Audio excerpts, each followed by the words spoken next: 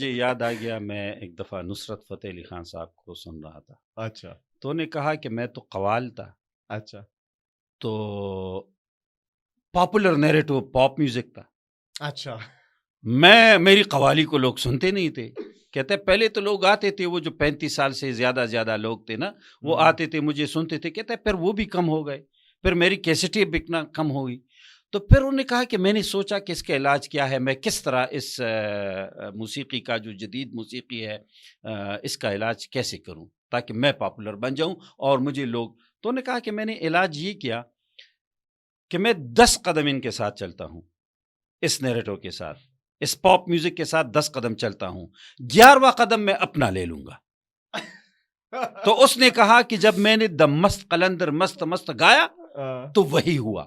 10 قدم میں نے ان کے ساتھ لیے پاپ میں، اور 11واں قدم میں نے قوالی میں ڈال دیا، دم مست قلندر مست مست. تو وہ کہتا ہے کہ وہ اتنا پاپولر ہوا، اتنا ہٹ ہوا کہ لوگوں نے وہ کہہ رہا تھا کہ میری اس کی کیسٹ 2 کروڑ بیچی تھی صرف ہند میں. تو یہ اندازہ لگائیں کہ اگر آپ علاج کہتے ہیں نا تو 10 قدم آپ کو چلنا ہوگا پاپولزم کے ساتھ، 11واں قدم آپ نے اپنا رکھنا ہوگا. تاکہ آپ یہ دیکھیں، میں آپ کو ایک بات بتاؤں، جتنی بھی پرانی پارٹیز ہیں، مسلم لیگ ہے، پیپلز پارٹی ہے، ANP ہے، جماعت اسلامی ہے، JUI ہے، اس کو 25 سال سے جو زیادہ جس کی ایج ہے وہ ووٹ دے رہی ہے. جو 18 سے 25 ہے وہ ایک بھی اس کو ووٹ نہیں دے رہی، چاہے ان کی فیملیز میں کیوں نہ ہو. تو آپ کو 18 سے 25 کے نوجوان کے ساتھ 10 قدم چلنا ہوگا. آپ 10 قدم ان کے ساتھ نہیں چلیں گے، ان کو سپیس نہیں دیں گے، ان کو لیڈرشپ نہیں دیں گے، تو آپ رلتے ہی رہیں گے. آپ جائیں، ان کو انکلوڈ کریں، ان کو شامل کریں، ان کو لیڈر بنائیں، سپیس چھوڑ دیں. میرا خیال یہ ہے کہ میری ذاتی رائے یہ ہے، اس سے اختلاف ہو سکتا ہے، کہ 35 سال یہ جو پرانی پارٹیز میں 35 سال سے اوپر کے لوگ ہیں، ان کو بالکل سیاست سے ریٹائرمنٹ لینی چاہیے. نئے لوگ آ گئے، یہ نئے لوگ آئیں. یہ دیکھیں جو نوجوان ہے نا 25 سال کا، اس کے دوست کون ہوں گے؟ اس کے ہم عمر ہوں گے. تو وہ اس کو انفلوئنس کرے گا نا. اب ایک 60 سال کے بندی کو کون انفلوئنس کرے گا؟ کیسے کرے گا؟ وہ اتنا جنریشن گیپ آ گیا ہے، وہ اتنا ایج گیپ آ گیا ہے.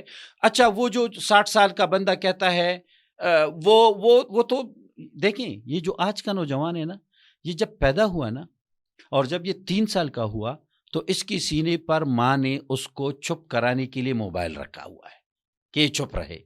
اب وہ بڑا ہو گیا، موبائل میں پیدا ہوا، موبائل میں وہ کارٹون دیکھ کر اور نشریات دیکھ کر وہ اب نوجوان بن گیا.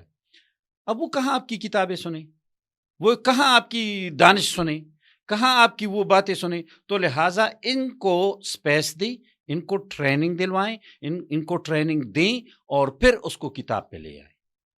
لیکن جب تک آپ ان کو نہیں دیں گے، میرا نہیں خیال کہ آپ پاپولزم کا مقابلہ کر سکتے. میرے خیال میں آج کا بچہ جو ہے نا، وہ اس چیز سے انفلوئنس بھی نہیں ہوتا کہ آپ کو گلی پکی کر کے دیں گے، نہیں، بنا کے دیں گے، بالکل بھی نہیں ہوتا. بجلی کا مسئلہ، وہ اس چیز میں میں آپ کو بتاؤں، 10 سال PTI کی حکومت رہی ہماری صوبہ میں، اور ان کی جو نوجوان تھے ہمارے شاگرد جو ان کی پارٹی میں سپورٹ کرتے ہیں، ان سے میں نے پوچھا کہ 10 سال میں آپ کو، آپ کی ذات کو، آپ کی گلی کو، آپ کے محلے کو کیا فائدہ ہوا ہے؟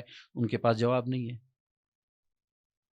آپ کی تعلیم کو کیا فائدہ ہوا ہے؟ ان کے پاس جواب نہیں ہے. 10 سال پہلے وہ بے روزگار تھا، 10 سال بعد بھی وہ بے روزگار ہے، لیکن اس کے باوجود بھی وہ سپورٹ کرتے ہیں. تو کچھ تو ہے نا، کچھ تو ہے جو اس کو اٹریکٹ کیے ہوئے ہے نا.